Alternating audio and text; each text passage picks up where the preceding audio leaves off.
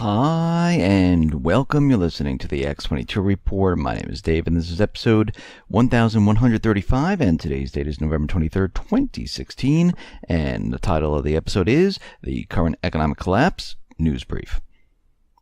Now, before I get started, I just want to make two announcements. The first one, I just want to wish those people who are celebrating Thanksgiving have a very happy Thanksgiving. And I am very grateful, and I thank all of you for listening to the X22 Report and the X22 Report Spotlight. My other announcement is I started a new channel. It is called X22 Report News Flash. These are 3-minute segments of just what's happening during the day.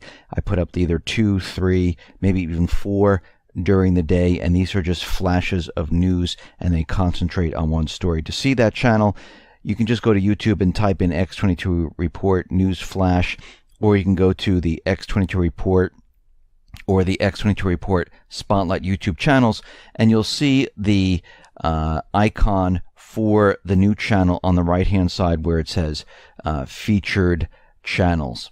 And there will be no report on Thanksgiving. I will continue on Friday with a news brief. There'll be another news brief on Sunday, and when Monday comes along, we'll be back to our normal schedule. Again, everyone have a very happy Thanksgiving. Let's get right into the economic collapse news. Now, as we approach this holiday season, I notice the corporate media is trying to play down why Black Friday, Cyber Monday is not going to be as strong as they would like it to be. And they're saying, well, the reason for that is because they're having a lot more sales ahead of time, and people are not looking at Black Friday or Cyber Monday as the big sale days. And coming out of the National Retail Federation data, the number of Thanksgiving weekend shoppers actually has fallen by nearly a third in just about 3 years to about 102 million in 2015 from 147 million in 2012. And it's partly due to people shopping on the internet, but that's not it. Many people are not going out and shopping. Many people are holding back a little bit, and we can see right now that Black Friday, they've already started this year by pushing sales away ahead of time, and it is kind of backfiring right now because 63% of adults that are polled saying that they didn't plan to go shopping on Black Friday. They're not really planning to go crazy on Cyber Monday. They'll just be doing their everyday shopping throughout the holiday season, and they're going to reduce the number of gifts that they are purchasing. And what they also stated was that they realized that there's no reason to go out on Black Friday and Cyber Monday because they realized as we approach Christmas, retailers become very desperate, and they even give deeper discounts between 30 or 40% as we approach the Christmas season. So, and this is coming from market track data. And we can see right now that this holiday season, the stores, they're going to do whatever they possibly can to try to drive these sales up. And we can see right now that it's not headed in that direction. Even if the corporate media comes out with their retail numbers, again, we discussed what retail numbers and how they use them and what they do to manipulate them. We can't even believe those numbers anymore, just like we can't believe the unemployment numbers, just like we can't believe the GDP numbers, because they're always in there manipulating, massaging them, and creating these numbers to support their narrative that this economy is improving. We see durable goods. Well, they're out there saying that, wow, durable goods just surged. It's unbelievable. And it looks like durable goods and everything, the economy is doing fantastic. But when we break it down, what we see is there were a lot of orders due to military spending on aircrafts. Core durable orders, they dropped. This is the 15th straight month that they have tumbled. So if you subtract the orders from the military for aircraft, we can see that core capital goods shipments have declined. They have not improved. We see that new home sales, well, that number has tumbled to 563,000 from a pre-revised 593,000. It completely missed expectations. This was the weakest new home sales print going back to the 558,000 new homes sold in the month of June. And actually, the month of June, July, and August, this is supposed to be the hot time for real estate. And we can see a lot of the data was revised once again. And we go back to September, it was revised down lower to make this month look a lot better. And we can see right now with mortgage rates creeping up, applications falling, new home sales not going anywhere, we're running into a major problem. And if you really look at the real estate market over time since the Great Recession, it really hasn't gone anywhere. It has never reached the same heights as it was before. Actually, it's more than half than when it was back previous to 2008. And we can see right now that home ownership is at its lowest point. We see gold that was smashed down today, sending gold down below $1,200 per ounce. What was the cause of this? Well, 50,000 contracts were dumped around 8:25 Eastern Standard Time, and it brought gold down dramatically. Why did this happen? Well, we can see a lot of things occurring at the same time. Remember, right now, Obama is still in office. He wants the economy looking fantastic.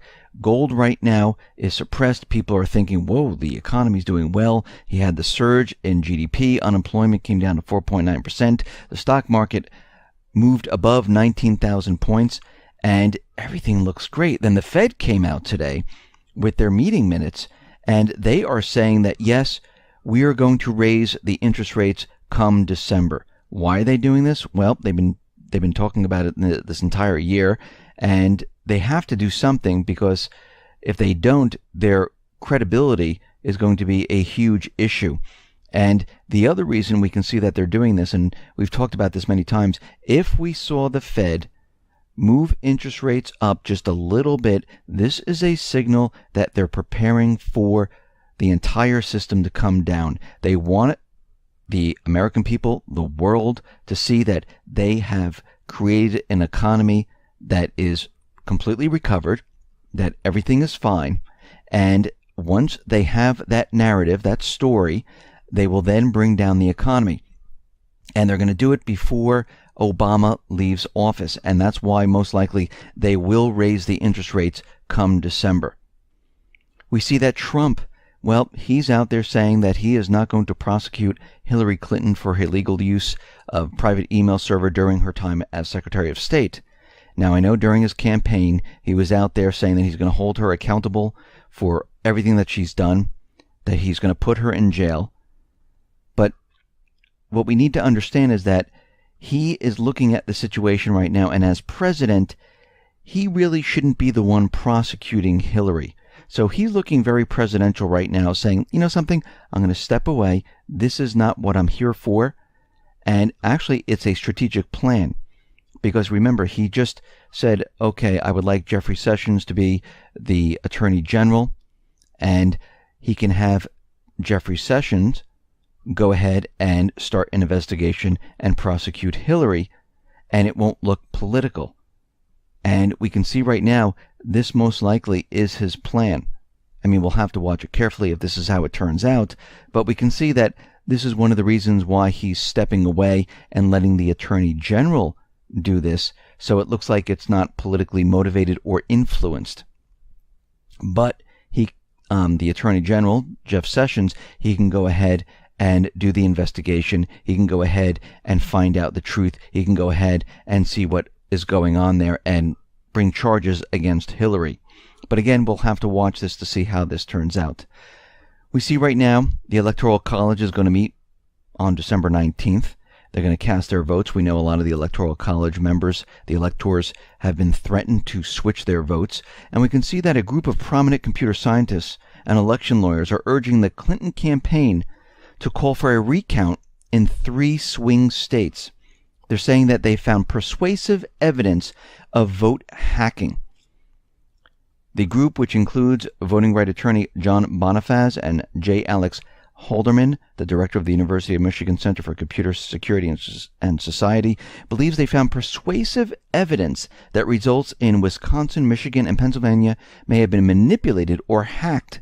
And what they found is that Clinton received 7% fewer votes in counties that relied on electronic voting machines compared with counties that used optical scanners and paper ballots.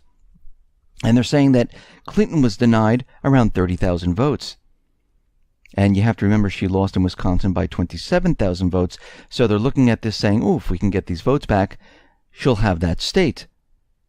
Now, one thing that we need to point out here is that the group has not found any type of proof of hacking or manipulation. They're arguing to the campaign that there's a suspicious pattern, which is kind of strange because I thought there was no manipulation according to Obama. But here they are trying to convince everyone that something went wrong. And by the way, Trump won at least 80% of the nation. Now, what they're trying to do is they're trying to have these states flipped before December 19th because they're running out of time.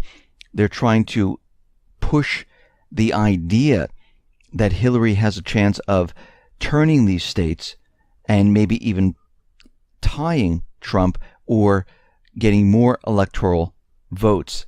And this is what they're trying to do right now. And we'll have to see how this turns out. Most likely nothing will happen, but they're going to try to push this idea as far as they possibly can.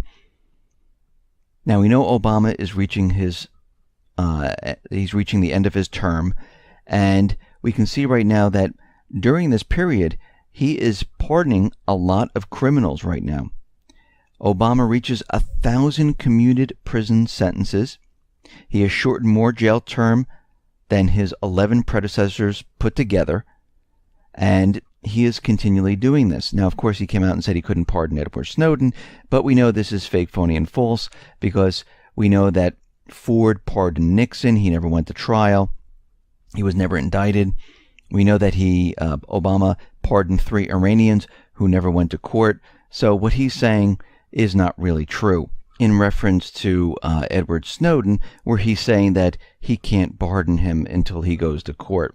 We see Angela Merkel is out there running for her 4th term, and she is looking at the situation in the United States, and she's using the same propaganda that there's a problem with the news, the fake news out there, and it might affect the elections.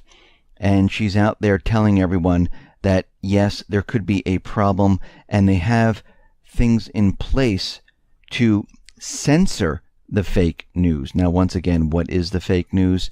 Whatever the government deems to be fake news. And she is out there saying that we have fake sites, bots, trolls, things that regenerate themselves, and things that put out complete and utter fake news, which doesn't go along with the establishment. And Merkel essentially suggested that the time for censorship has come. We must confront this phenomenon and, if necessary, regulate it. And this is really what they want. This is why they're pushing the idea of fake news so much right now, because they want censorship. They want to get rid of that pesky alternative news. They only want one source of news so they can keep control of the flow of information. Now, the DHS Inspector General, he is reporting that 200,000 green cards have completely vanished. They're just gone missing. And they don't know where they are. And they're saying that the green cards may enable terrorists, criminals, undocumented aliens to remain in the United States. And this could be a huge problem.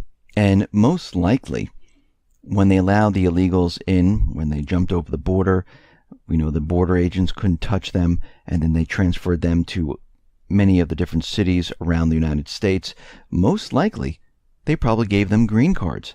So this way, they are protected. And we can see right now that this was their plan all along, to keep these illegals in the country. We see something very interesting happening with regards to Syria right now. We know that Trump is moving into office. We know that he's been speaking to Putin to calm the situation down. We know the deep state, the shadow government, the central bankers, they want war with Russia. They want Syria. They're not going to give up on their goals. So they did something to kind of trap Trump into a war escalation in Syria.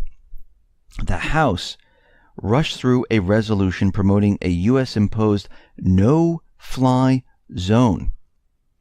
On November 15th, 1 week after the U.S. elections, the Congress, the lame duck Congress, convened in special session with normal rules suspended so the House could pass Resolution 5732.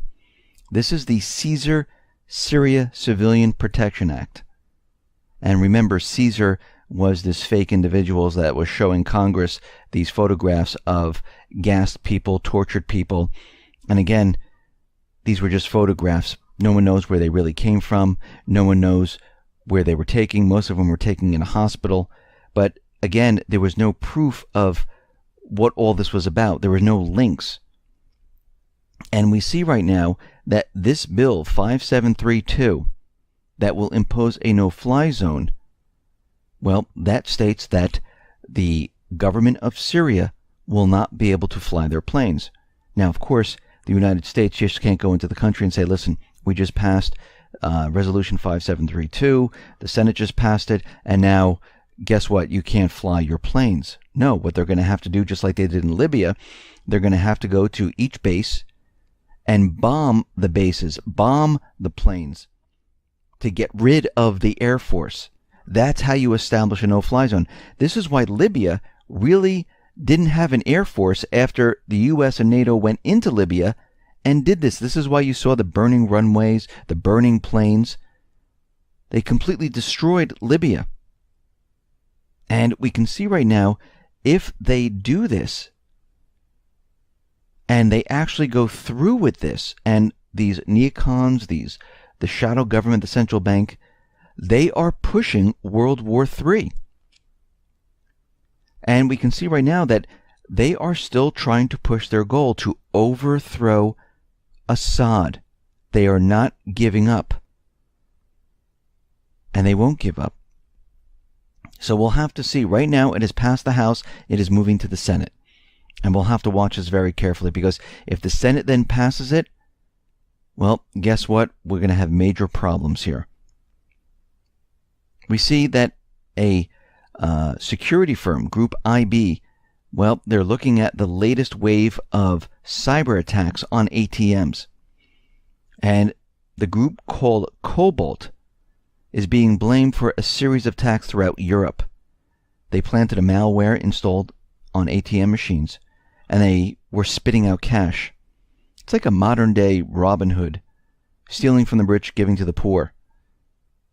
But we can see right now that they've done this throughout 14 different countries. Now, what this looks like to me is they're experimenting on how to hit different areas, seeing what they can do with malware. And right now, the FBI is out there warning U.S. banks to be on alert. Now, we've talked about this in the past, where eventually what they will do to cover up everything, to cover up the economic collapse, is to have some type of cyber attack, because you don't have to prove anything. You can just say, yes, it hit the financial institutions, it hit the ATMs, and we have to shut down. And we can see that this is happening in India. It is happening throughout Europe. Russia is warning its people that their banks might be hit during this holiday season. And we can see right now that the United States most likely will try to cyber attack Russia to get a response out of Russia. And to do this, what do you hit? You hit their infrastructure. You hit their financial institutions. You hit them right in the heart to try to get the other country to do something. And we can see right now that all of this is being prepped for the big event. And we can see already with this bill being passed, they are still on track. They're still trying to push war. They have not stopped at all. Listen, everyone, thanks a lot for listening. Be well, be safe, and especially be prepared. Thanks a lot.